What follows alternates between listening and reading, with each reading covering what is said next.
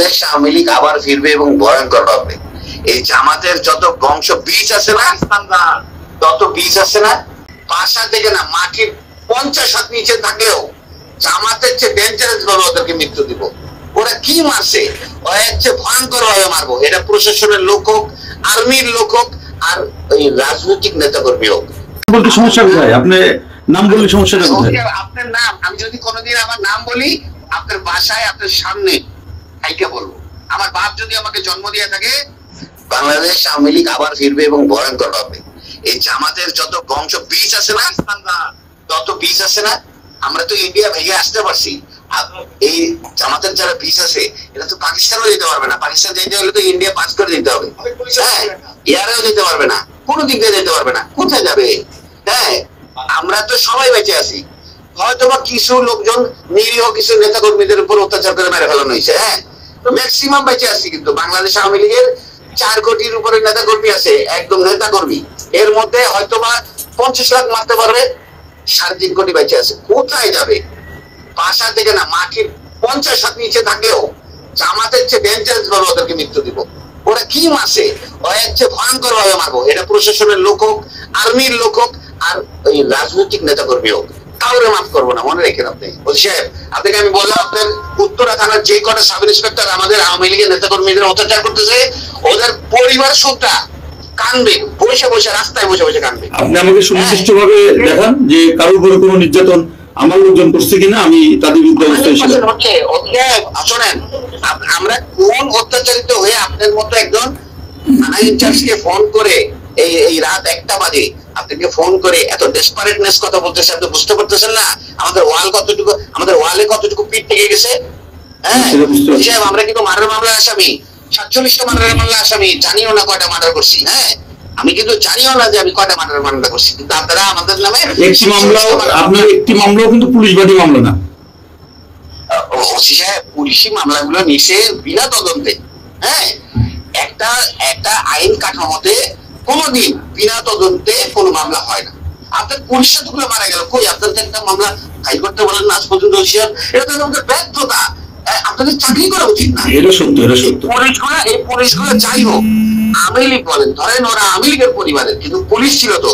এতগুলো মারা গেল আজ পর্যন্ত তো কেউ আপনার 10 জন পুলিশের দিকে দাঁড়ায় তো বলতে পারলেন না। একটা প্রেগনেন্ট মহিলা পুলিশের একজন সাধারণ অফিসার, তার মতো মহিলাকে এত নৃশংসভাবে মার্ডার করলো। সে তো এই প্রেগনেন্ট অবস্থায় তো কোনো জামাতের নেতা বা কোনো ছাত্রকে মারতে যায়নি, তো তাকে মেরে ফেললো। কই আপনারা তার মামলাটাও তো করতে পারলেন না। তা আপনারা কোন সিদ্ধান্তই আপনাদের বাস্তবায়ন হবে না। আমরা রাজনীতি করে এসেছি। আমি আজকে 21 বছর প্রেসিডেন্ট সেক্রেটারি। আমার কি ওই ধারণা নাই বাংলাদেশের রাজনীতি কোন দেশের কথায় চলে? আমেরিকা কয়দিন সেভ করবে? সাহেব ঠিক আছে, আমরা ছোট চাকরি করি, ছোট মানুষ, আপনি করেন। আপনি আমার থানা দিয়ে না সাহেব, আপনার তো ছোট মানুষ, কিন্তু আপনার কার্যক্রম তো বড় বড়। আপনার কার্যক্রম ঠিক করেন সাহেব। হ্যাঁ, আল্লাহ, আমার কার্যক্রম যদি কোনো অপরাধ থাকে, এটা আমার কর্তৃপক্ষ বা আমার উপরে আছে সে দেখবে। তবে আমার কোনো অফিসার যদি অন্যায় করে থাকে, আপনি সেটা আমাকে দেন, আমি সেটা জবাব দেব। আমার বিরুদ্ধে যদি কোনো অভিযোগ থাকে সেটা দেন, আমি সেটা জবাব দেব। আপনার বেতন কিন্তু আপনার ঊর্ধ্বতন কর্মকর্তা দেয় না। আপনার বেতন কিন্তু বাংলাদেশ গণপ্রজাতন্ত্রী সরকার, বাংলাদেশ প্রজাতন্ত্রী সরকার। মানে আমি যদি কোনো আপনি 10 মিনিট কথা বলবেন আমার সাথে, এর মধ্যে যদি একটি অভিযোগ আমার বিরুদ্ধে দেখান যে আপনি দেখাতে পারছেন কিনা, এভাবে পরে কথা বলতে হবে না। আমি আপনাকে প্রমাণ, আপনি পরিচয়টাও দেন নাই, আপনি পরিচয়টাও দেন নাই। আমি আপনাকে আমার সম্পূর্ণ ডিটেইলস বলছি, শুধু নাম বলি না। নাম বলতে সমস্যা কোথায়? আপনি নাম বলে সমস্যাটা কোথায়? আপনার নাম আমি যদি কোনোদিন আমার নাম বলি, আপনার বাসায় আপনার সামনে আইকে বলবো। আমার বাপ যদি আমাকে জন্ম দিয়ে থাকে, আগামী 2 মাসের মধ্যে যদি আপনার কার্যক্রম এরকম থাকে, আপনার বাসায় আপনার সামনে যদি না বলতে পারি, আমার বাবা আমাদের জন্ম দেয় নাই। ঠিক আছে, আমি অপেক্ষায় থাকলাম, আপনি আসেন। হ্যাঁ, আমি আপনাকে মনে রাখেন, আপনি আরেকবার আরো যদি এরকম আপনার কার্যক্রম চলে, আগামী 2 মাসের মধ্যে আপনার সঙ্গে আমার একদম সরাসরি দেখা হবে।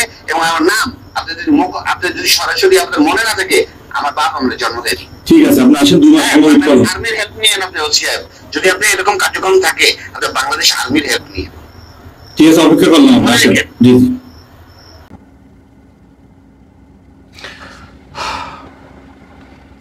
অনেকেই হয়তো ভাবতেছেন যে তুষার ভাই চুপচাপ কেন। ভাই আমি আসলে চুপচাপ না, আমি আসলে ভাই জাস্ট মানে শখ হয়ে গেছে, বুঝতে পারছেন? আমার কাছে মনে হলো যে আমি কত হাজার বোল্ডের যে একটা শট খাইলাম, সত্যি মানে অবাক হয়ে গেলাম। পাক্কা অলমোস্ট 1 বছর পরে আওয়ামী লীগের নেতা কর্মীদের মানে এইভাবে একজন ঢাকা আপনার ইম্পর্টেন্ট একটা জায়গার মতো ওসিকে চরমভাবে একটা থ্রেট দিলেন। ইভেন তিনি এটা পর্যন্ত বলেন যে বাংলাদেশে জঙ্গিবাদীরা জামাত, এনসিপি সহ যে বা যারা আছে, এখানে বিএনপির নাম নেয় নাই, তবে জামাত রাজাকারের উপরে বেশি ক্ষিপ্ত। এরা যদি 50 হাত মাটির তলেও ঢুকে সেখান থেকেও বের করে হলেও এদেরকে চরম শাস্তি দিবে, যেটা নাকি মানে বাংলাদেশের মানুষ তাকিয়ে তাকিয়ে দেখবে এবং ইতিহাসের পাতায় লেখা থাকবে যে মির্জাফর আর রাজাকারদের কিভাবে শায়েস্তা করলো বাংলাদেশের জনগণ, মুক্তিকামী জনগণ। দর্শক বন্ধুরা, ওনার টোটাল যেই বক্তব্যকে কেন্দ্র করে ইভেন আপনার ডক্টর ইউনুস, তারপর হচ্ছে সেনার প্রধান মিস্টার ওয়াকার, তারপর হচ্ছে সার্জিস হাসনাত, এরা তো সবচেয়ে বড় ইম্পর্টেন্ট ব্যক্তি আওয়ামী লীগের টার্গেটে। তবে ভাই এটা কিন্তু জেনুইন, আপনাকে মানতেই হবে। দেখেন, বর্তমান আওয়ামী লীগ ক্ষমতায় নাই, কিন্তু উনি বারবার একটা কথা কিন্তু আকার ইঙ্গিতে বলছে, শুধু ইভেন উনি থ্রেট দিছে, উনি আপনার টাইমলাইন পর্যন্ত বেঁধে দিছে যে আগামী 2 মাসের ভিতরে উনি যদি ওনার কার্যক্রমগুলো যদি বন্ধ না করে তাহলে এই ওসির বাসায় যাবে আগামী 2 মাসের ভিতরে। কোন দিন যাবে সেটা তো বলে নাই, আর সেটা কেউ বলবেও না, কিন্তু আগামী 2 মাসের ভিতরে যে কোনো এক সময় ওসির সামনে গিয়ে তারপরে নাম ভাঙাবে যে আমি অমুক, আমি তমুক। এই হচ্ছে বর্তমান আওয়ামী লীগের পাওয়ার। তো বর্তমান আসলে দেখেন, একজন পুলিশ অফিসার, ঠিক আছে, মানে ওনার যদি এরকম নাজাহেল অবস্থা হয়, আর এই থ্রেটটা যদি সার্জিস হাসনাত শোনে, এই থ্রেটটাতে শুধু পুলিশ অফিসারকে দিছে সেটা না, কিন্তু বাংলাদেশের জঙ্গিবাদীদের প্রত্যেকটা ব্যক্তিকে দিছে। যেমন 5 আগস্টের যারা নাকি মাস্টার মাইন্ড, সাইডম্যান, আপনার ক্যামেরাম্যান, যে বা যারা ছিল, প্রত্যেকের জন্য এই বক্তব্যটি একটু বুঝে নিয়ে আকার ইঙ্গিতে কিন্তু দিছে। ডোজ কিন্তু ভালো ছিল, 50 হাত মাটির তলে ঢুকে গেলেও সেখান থেকে কলার টেনে কিংবা কান টেনে বের করে সাজা দিবে এবং বাংলাদেশের মানুষ তাকিয়ে থাকবে। এখানে আমি আরো একটা কথা বলতে চাই যে আমি যেটা মনে করলাম কি জানেন পুরো বক্তব্য জুড়ে, সেটি হচ্ছে ভাই বাংলাদেশের বর্তমান সবচেয়েতে আপনার জঘন্য যদি কোনো পেশা থাকে, আপনার নির্লজ্জ যদি কোনো পেশা থাকে, যাদের কোনো সম্মান নাই, যাদের কোনো আত্মসম্মান বোধ নাই, যাদের কোনো ব্যক্তিত্ব নাই, যাদের কোনো বাংলাদেশের মানুষের কাছে দাম নাই, শুধু ঘৃণা আর ঘৃণা, যেদিকে যাবেন সেদিকে ঘৃণা। আওয়ামী লীগকে গেলে সেখানেও ঘৃণা, সরকারে গেলে সেখানেও ঘৃণা, বিএনপিতে গেলে সেখানেও ঘৃণা, জামাতের কাছে গেলেও সেখানেও ঘৃণা। মানে ঘৃণা ছাড়া মানে আপনার এই দলটা আর কিছু পাইল না আমাদের বাংলাদেশের এই পুলিশ বাহিনী। দেখেন মানে আপনার আমার মনে হয় কি জানেন, যে শেখ হাসিনা সরকারের পতনের পর সবচেয়েতে যদি ভাই ভুক্তভোগী, আপনার হয়রানির শিকার, গুমের শিকার, ইভেন এখন পর্যন্ত থ্রেট ফ্রি না থাকে, সেটা হচ্ছে আমার মনে হয় ভাই নাম্বার 1 যদি তালিকা করা হয়, পুলিশ থাকবে 1 নম্বরে, আমার মনে হয় ব্যক্তিগতভাবে।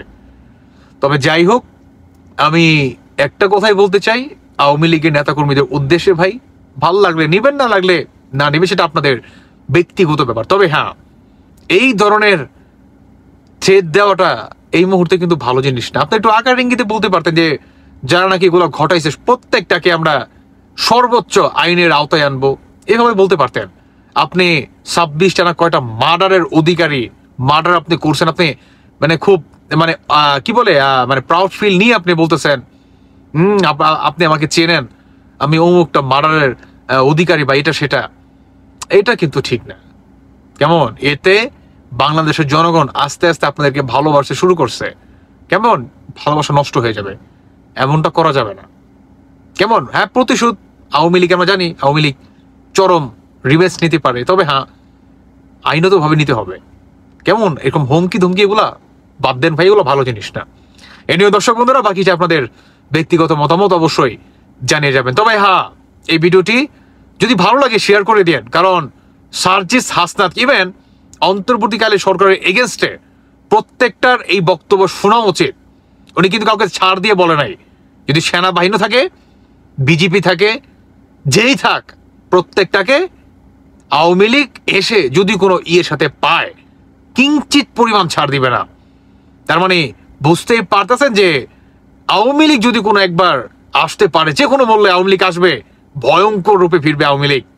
তার মানে এদের অবস্থা কতটা ভয়ঙ্কর হতে পারে। এ নিয়ে দর্শক বন্ধুরা বাকিটা আপনাদের ব্যক্তিগত মতামত অবশ্যই জানিয়ে যাবেন। আমার মনে হয় এই বক্তব্য শুনলে সার্জিস হাসনাতের পেন টেন সব খারাপ হয়ে যাব। ভালো থাকবেন সবাই, আল্লাহ হাফেজ, আসসালামু আলাইকুম।